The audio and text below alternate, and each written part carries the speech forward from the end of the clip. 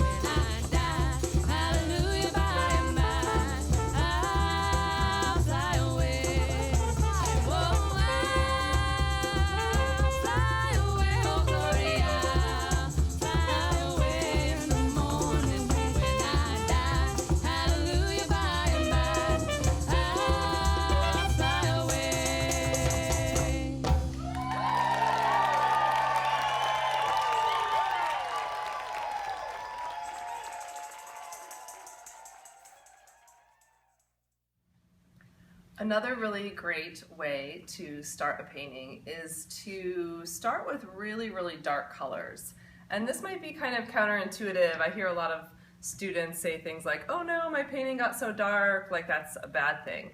But what I want to offer is this idea that when you go really dark on a canvas, whether it's the first layer or the fifth layer or whatever layer, you're really offering yourself an opportunity for value contrast. So you can imagine the spark and the dynamic look that will happen when you have a really dark ground and then you let that dry and then you bring some light colors, maybe even white or light colors on top of that.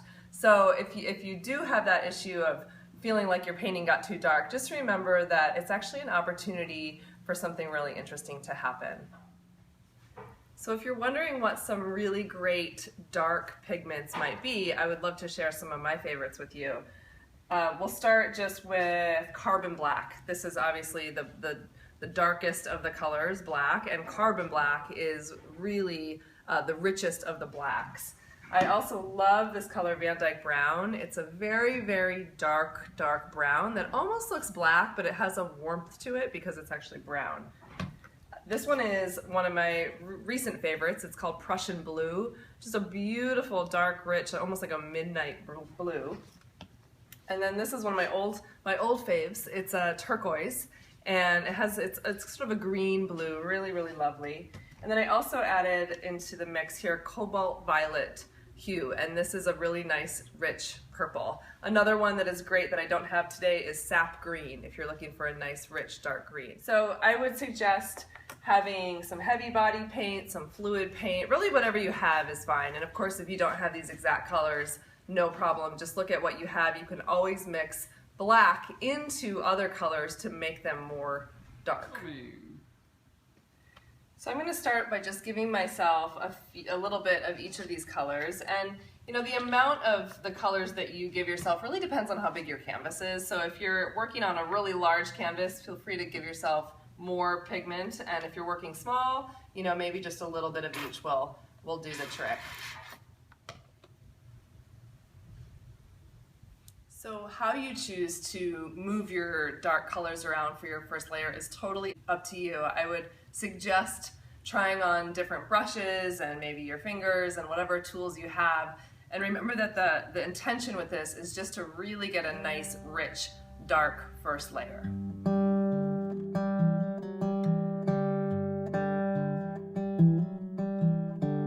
I write so that I don't bleed. It's kinda like a band-aid you put on before you cut. Some man said we don't need no books or no literacy to live right. And Jehovah's Witness got up from his chair with his Bible and left when he said that. I don't know what that man would think about me and my love of cold flat press black ink, cold flat press black ink, cold flat press black ink. You and I no longer meet, but if we did, we'd arrange the clouds in lines of poetry like two cyclone similes.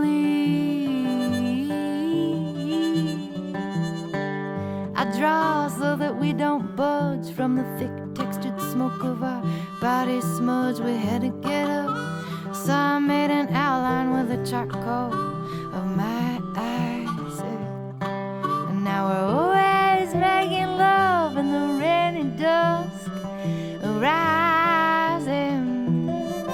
I'm never gonna say goodbye to you.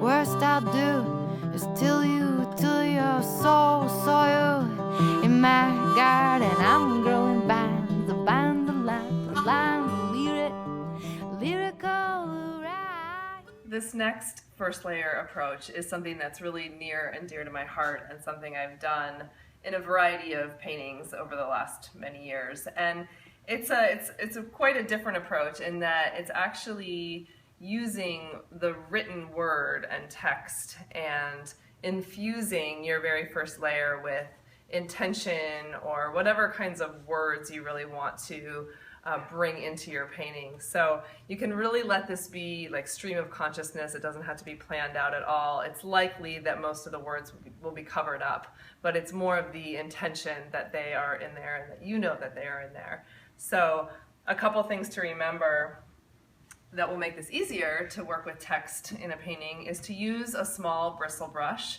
versus a chunkier or a foam brush. And you really want to hold the brush with your fingertips so you're not gripping it. Let it be really fluid in your hand. Fill the brush with fluid paint. So this is an important time to use the fluid paint versus the heavy body paint if possible, or just try to make your heavy body paint more fluid by adding acrylic glazing medium and or water. And load up the brush as much as you can, and then as you drag it across the canvas, what you want to think about is spinning it a little bit as you go, touching down lightly and allowing the paint to come off gradually. That's something that people run into a lot, is where all the paint comes off and then they have no more paint on their brush, which gets a little tricky when you're writing words. So just think about touching gently, spinning slowly, loading up your brush and using the fluid paint. And one more thing you might try is actually spraying your canvas down with a little bit of water just to allow for more flow. So if you're using all those things, writing words on your canvas should be no problem at all.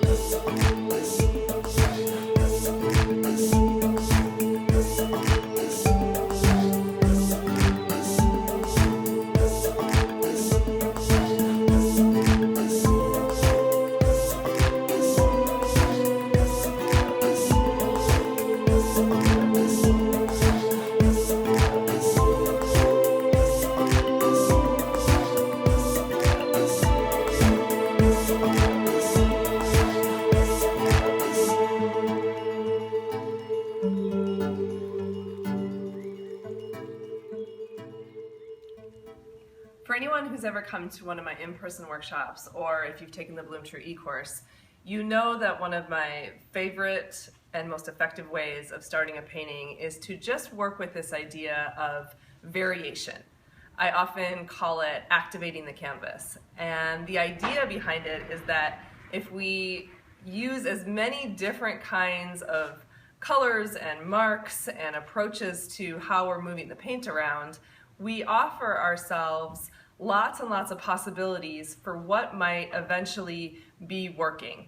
And then there's a whole nother piece to that that I call working with what's working, that comes a little bit later in the process. So for this first layer, what we're really focusing on is just really playing with paint and allowing yourself to follow what feels interesting, what feels curious, and experimenting with as many different ways of moving paint around as you can come up with.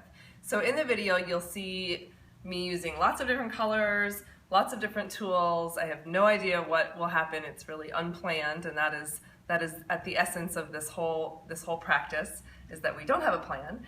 But one thing I want to say is if you want to divide your warm colors and your cool colors, that is a great way to keep your colors from getting muddy. So just using the blues and greens, or just using the reds, yellows, and oranges. You will see that I'm going to use a lot of different colors, and I invite you to do the same if you just want to sort of play with your colors and know that if they get muddy, it's totally fine. We're on the first layer, and mud can be really beautiful too. Before I dive into this layer, I want to just show you a few of the tools that I'm going to use when I'm painting. And I really want to emphasize the fact that you can use anything you want. In fact, finding tools that aren't typical painting tools can actually open up whole new worlds of mark making and possibility. So a few of the things I have here on my palette, I've got my beloved foam brushes, a couple different sizes there. I have a couple of the bristle brushes. This one is more of a square tip, and that's a round tip.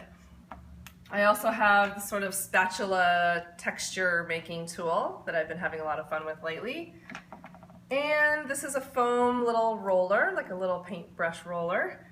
And then I've got a few non-traditional items here too, just a little popsicle stick, little skewer, and a bottle cap. And my fingers. And my fingers are always one of my tools. So, and my spray bottle. Always have a spray bottle. So we're gonna dive in and see what happens with this first layer.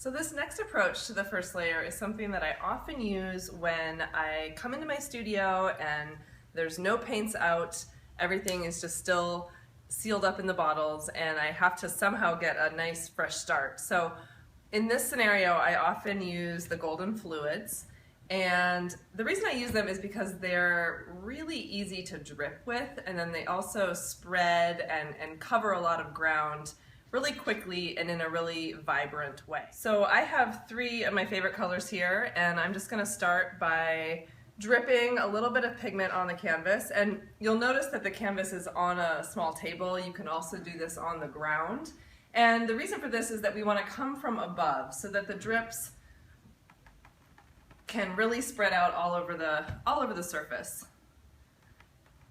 And especially if you're using the golden fluids, you don't need that much paint because they're really quite pigmented and really quite vibrant.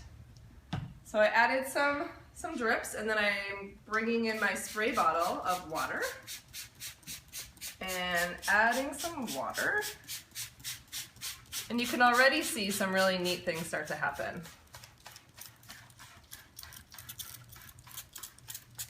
And then to help move the paint around a bit more, I like to use a foam brush. And I really have no plan here. I'm really just playing and spreading the paint in a way that feels interesting.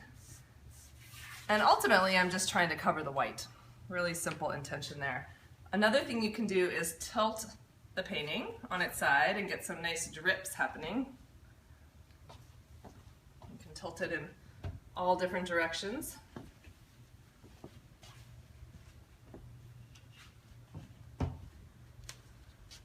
And you'll see, I used lots of different warms and cool colors here, so the colors can get a little bit muddy, but again, it doesn't matter. It's just your first layer, so everything can be covered over and changed. And then I'm just gonna add a little bit more paint into the wet surface. So if you see a little close-up here of how the paint really kind of spreads into the water and gives you a whole different kind of effect. And I'm just gonna leave it right there and call this a great first layer, let it dry, and see where it goes from here in my next layer.